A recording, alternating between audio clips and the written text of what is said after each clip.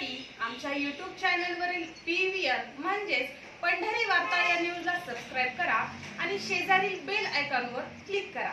महाराज की, भारत माता की, छत्रपती संभाजी महाराज की, राजमाता अहिल्या देवी यांचा, महात्मा ज्योतिराव फुले यांचा, महामानव डॉक्टर बाबासाहेब आंबेडकरांचा, पंढरपुरातल्या तमाम मतदारांचा।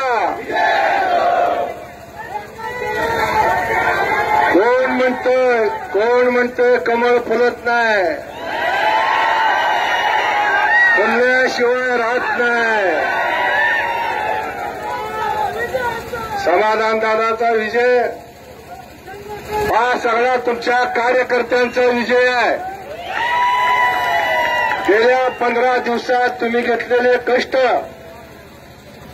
दिवसाची रात आणि रात्रीचा दिवस करून तुम्ही हा विजय खेचून आणलेला आहे।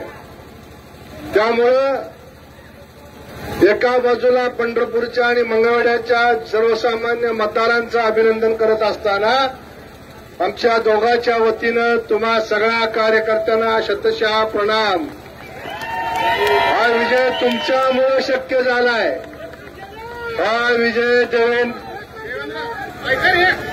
विजय नरेंद्र मोदींमुळे शक्य झालाय।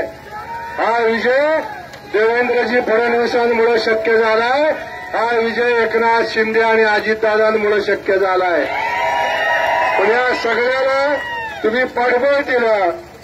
गेल्या 2.5 वर्षामध्ये महाराष्ट्रातल्या या सरकारने मोठ्या प्रमाणात कामं केली। त्या कामाचा मोबदला मताच्या रूपानं तुम्ही समाधानदादाच्या पाठीमागे उभं केलेला आहे। त्याबद्दल आपल्या सगळ्यांचं मी मनपूर्वक या ठिकाणी आभार आणि ऋण व्यक्त करतो। खोट्या नाट्या अफवा पसरवल्या गेल्या, रात्री काय वेगळं काय, दिवसा काय वेगळं काय, पण आत एक आणि बाहेर एक करणारी आपली अवलाद